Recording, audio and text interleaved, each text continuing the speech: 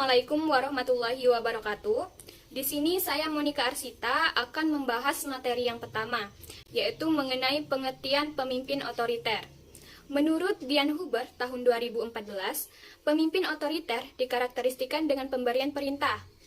Gaya kepemimpinan ini sering dimusuhi oleh bawahan dan juga membatasi kreativitas dan inovasi. Dengan kata lain, gaya kepemimpinan ini hanya akan efektif terutama pada saat keadaan genting. Gaya kepemimpinan otoriter adalah kemampuan mengendalikan orang lain agar bersedia bekerja sama untuk mewujudkan suatu tujuan yang telah ditentukan dengan cara segala kegiatan yang akan dilakukan diputuskan oleh pimpinan semata-mata. Otoriter artinya membawakan diri sebagai penguasa dan pengambilan keputusan serta mengungkung dirinya terpisah dari anak buah. Kemudian ciri-ciri gaya kepemimpinan otoriter. Ciri-ciri gaya kepemimpinan otoriter ada 5, yaitu yang pertama, wewenang mutlak, berpusat pada pimpinan. 2, keputusan selalu dibuat oleh pimpinan. 3, kebijaksanaan selalu dibuat oleh pimpinan. 4, komunikasi langsung satu arah dari pimpinan kepada bawahan.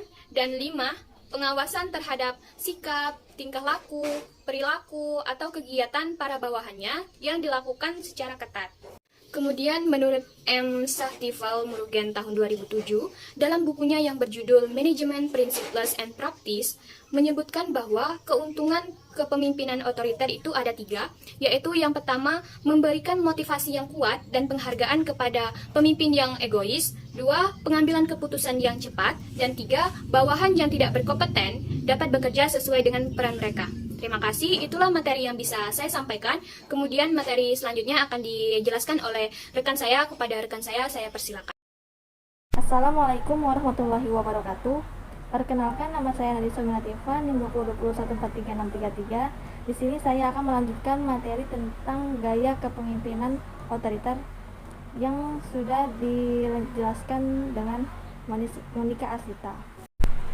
M. Satyval Murugan tahun 2007 dalam bukunya Management Principles and Practice menyebutkan bahwa gaya kepemimpinan otoriter adalah gaya kepemimpinan yang memiliki beberapa batasan-batasan, yaitu sebagai berikut. 1. Menyebabkan penurunan moral dan kepuasan dalam bekerja. 2. Efisiensi kerja karyawan cenderung berkurang pada setiap periode. 3. Karyawan yang berpotensi menjadi pemimpin tidak memiliki kesempatan untuk mengeluarkan kemampuan terbaik mereka. Adapun karakteristik kepemimpinan otoriter. Berikut ini adalah beberapa karakteristik kepemimpinan otoriter, yaitu sebagai berikut. 1. Pemimpin menjabarkan visi, tujuan, dan tugas secara detail. Mereka tidak mentoleransi setiap penyimpangan. 2. Pemimpin memberikan instruksi secara jelas tentang apa yang harus dicapai, kapan harus dilakukan, dan bagaimana harus dilakukan. 3. Pemimpin berorientasi pada hasil dan tugas. 4. Pemimpin mengontrol semua keputusan. 5. Pemimpin membuat pilihan berdasarkan ide dan penilaian mereka. 6. Anggota merasa tidak terlibat, membuat mereka kurang termotivasi. Selanjutnya, pro dan kontra kepemimpinan otoriter. Gaya kepemimpinan otoriter ini tentu memiliki sisi positif dan juga negatif. Berikut 1. Sisi positif gaya kepemimpinan otoriter. A. Gaya kepemimpinan otoriter tidak selamanya negatif. Kepemimpinan dengan cara ini juga memiliki sisi positif. B. Efektif di lingkungan tekanan tingkat tinggi atau darurat, seperti konflik atau perang. C. Memiliki sosok pemimpin yang tegas dan cepat dalam mengambil keputusan. 3. D. Hasil kepemimpinan ini selalu tampak sempurna karena pemimpin tidak mentoleransi adanya kesalahan sekecil apapun. E. Pemimpin otoriter mengambil tanggung jawab penuh atas semua keputusan, tujuan, dan jalur strategis menuju kesuksesan dengan memaksakan kepatuhan mutlak dari bawahan mereka. F. Organisasi sangat struktur, karena pemimpin memaksa bawahan untuk patuh secara mutlak dan dalam mengerjakan setiap tugas yang diberikan.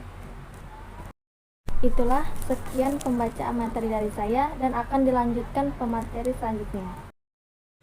Assalamualaikum warahmatullahi wabarakatuh. Perkenalkan, nama saya Yulia Etika Riana, NIM 2020143640. Di sini saya akan melanjutkan materi dari kepemimpinan otoriter. Macam-macam gaya kepemimpinan. Yang pertama yaitu gaya kepemimpinan otoritatif, yang kedua birokratif, ketiga karismatik, keempat partisipasif, inovatif, demokratis, situasional, transformasional, transaksional, afiliatif, paternalistis, koersif, pasca setting, dan chauvinistic. Baiklah, yang selanjutnya yaitu contoh kasus gaya kepemimpinan otoriter. Baiklah, di sini kami mengambil contoh kasus gaya kepemimpinan otoriter yang dikemukakan oleh Yayasan Lembaga Bantuan Hukum Indonesia atau YLBHI. YLBHI mencatat sedikitnya ada 29 kebijakan pemerintahan sejak 2015 yang dipimpin oleh Presiden Jokowi yang dinilai mencerminkan tanda-tanda otoritarisme pemerintah. Kebijakan otoriter ini dikemukakan oleh YLBHI dari 2015 yang angkanya semakin meningkat di tahun 2020. Kebijakan ini pun bermacam-macam, mulai dari kebijakan ekonomi negara, kebebasan berpikir dan mengeluarkan pendapat, kebijakan dwifungsi pertahanan keamanan, serta kebijakan politik yang memperlemah partai oposisi. Terkait dwifungsi keamanan, Ketua YLBHI Aspiwati menjelaskan banyak kebijakan yang membuat TNI, Polri terlibat dalam pemerintahan, padahal secara kualifikasi orang-orang yang tersebut tidak ada hubungannya sama sekali dengan jabatan yang diberikan. Pelibatan kembali aparat-aparat keamanan tidak hanya di bidang pertahanan dan keamanan, tetapi juga di bidang politik, termasuk pemberian tempat di posisi yang tidak ada hubungannya dengan keahlian utama dari orang-orang pertahanan dan keamanan ini, ujarnya. Berikut ini 29 tanda-tanda pemerintahan otoriter menurut YLBHI.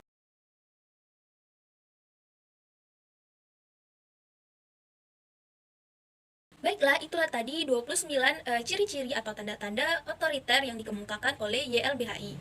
Baiklah, di sini kami akan menampilkan video yang menyatakan bahwa kepemimpinan Jokowi itu termasuk ke dalam gaya kepemimpinan otoriter.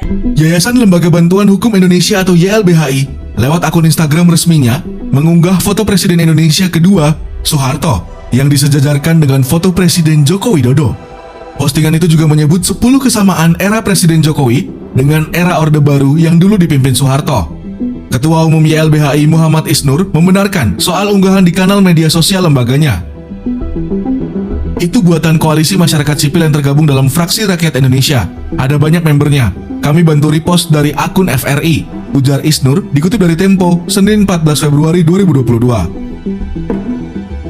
Selain memberikan kritik melalui poster tersebut, Isnur mengatakan YLBHI juga pernah membuat kajian yang menerangkan tanda-tanda otoritarian dalam pemerintahan Jokowi. Kajian yang dibuat pada 14 Juni 2020 itu berlandaskan 27 kebijakan yang diterbitkan Jokowi sejak menjabat sebagai presiden. YLBHI mendata setidaknya 27 kebijakan pemerintahan Jokowi sejak 2014 yang menjadi tanda-tanda pemerintahan yang otoriter, bunyi kajian tersebut.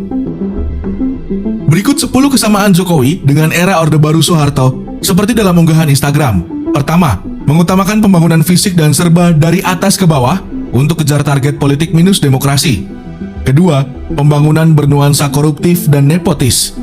Ketiga, tidak ada perencanaan risiko untuk masyarakat yang terdampak pembangunan sehingga menciptakan kemiskinan atau pemiskinan struktural. Keempat, pembangunan tidak berizin atau dengan izin yang bermasalah. Kelima, legal atau undang-undang dan kebijakan namun tanpa legitimasi suara rakyat. Keenam, melayani kehendak kekuasaan dan elit oligarki dengan cara perampasan dan perusakan lingkungan. Ketujuh, menstigma rakyat yang melawan perampasan hak dengan melawan pembangunan, komunis, radikal, anarko. Kedelapan, menangkap, mengkriminalisasi, bahkan tak segan menembaki rakyat yang mempertahankan hak hingga terbunuh. Kesembilan, pendamping dan warga yang bersolidaritas dihalangi bahkan ditangkap. Kesepuluh, mengontrol narasi, informasi, termasuk membelokkan fakta. Gaya kepemimpinan otoriter. Baiklah, yang selanjutnya yaitu kesimpulan dari materi gaya kepemimpinan otoriter. Orang diktator jelas tidak menyukai adanya meeting, rapat, apalagi musyawarah. Karena bagi seorang diktator tidak menghendaki adanya perbedaan dan pastinya suka memaksa kehendak. Dengan kepemimpinan diktator, semua kebijakan ada di tangan pemimpin, semua keputusan ada di tangan pemimpin, bentuk hukuman, larangan, larangan peraturan dapat juga berupa sesuai dengan suasana hati pemimpin. Jika kita lihat dari segi gaya, kepemimpinan secara ekstrim, kepemimpinan otoriter menempati urutan pertama. Karena kita lihat dari beberapa besar pengaruh atau campur tangan pemimpin, kemudian dilanjutkan kepemimpinan demokratis, di mana pemimpin dan bawahan bisa saling bekerja sama. Dan yang ketiga atau titik ekstrim terakhir adalah kepemimpinan laissez-faire, atau yaitu merupakan pemimpin yang tidak bertindak sebagai pemimpin, semua kebijakan bebas ditentukan sendiri oleh anggotanya. Baiklah, sekian materi gaya kepemimpinan otoriter dari kelompok kami. Kami ucapkan terima kasih. Wabillahi taufik wal hidayah. Wassalamualaikum warahmatullahi wabarakatuh.